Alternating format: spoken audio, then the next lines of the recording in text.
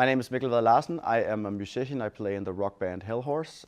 Besides that, I have a background as a booker at large clubs in Copenhagen, Vega and Amager Bio.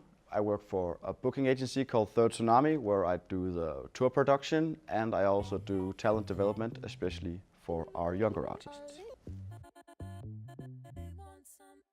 The first thing I always tell bands is that you need to make sure that your art is the best it can be. So when you've checked that list and you think your song's are ready, I mean, the communication lines nowadays have never been shorter. You can basically write a guy or a girl on Instagram and get gigs. That would be the very DIY way to do it. But I never recommend people to go to Google the biggest booking agent in Hamburg, because she or he obviously has lots to do.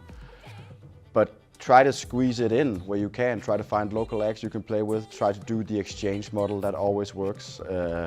I help you get a gig in Copenhagen, you help me get a gig in Düsseldorf. That's a very traditional indie way of doing it, and I know that way works.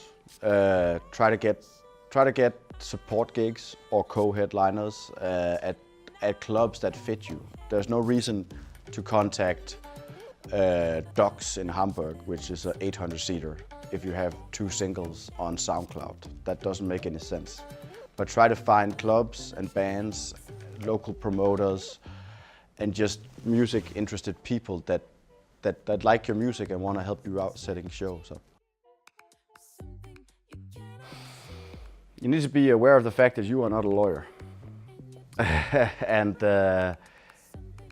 nobody knows everything. So you need to look through the contracts, and if it's totally gibberish to you, I would recommend going through some of, if you're a Danish band, for instance, or whatever you might have in your local area. If there's organizations that help out musicians, try to go through them.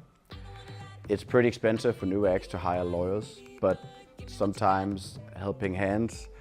And you know, again, also within a band dynamic, there's almost always somebody in the band where it has his or her interest and wants to learn it.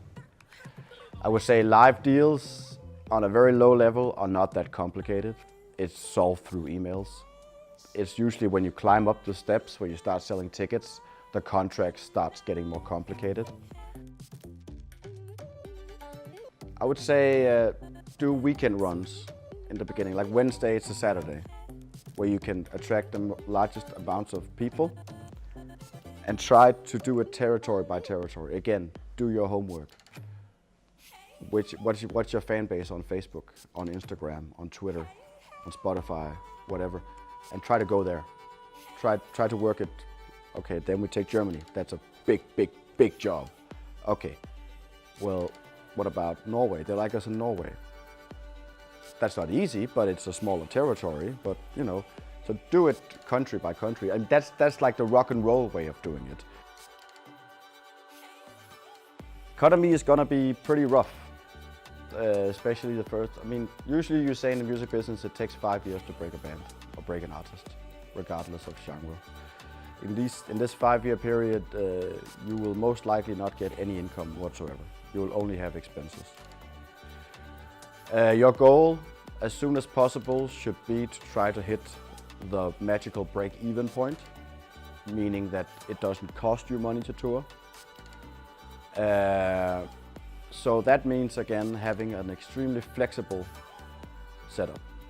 I would not recommend you on your first tours bringing a tour manager, a light guy, a merchandiser, or a sound guy. I would be just a band in as cheap a car as possible. Do's and don'ts. Don't be an asshole. Be respectful. Be cool. Be nice to be around, be considerate, be professional, and take your job seriously. I mean, if a venue says you have to be there at 5 o'clock, don't be there at 6 o'clock. Be there at 5 o'clock. Try to understand what kind of environment you're in. Understand the notion that every day is different.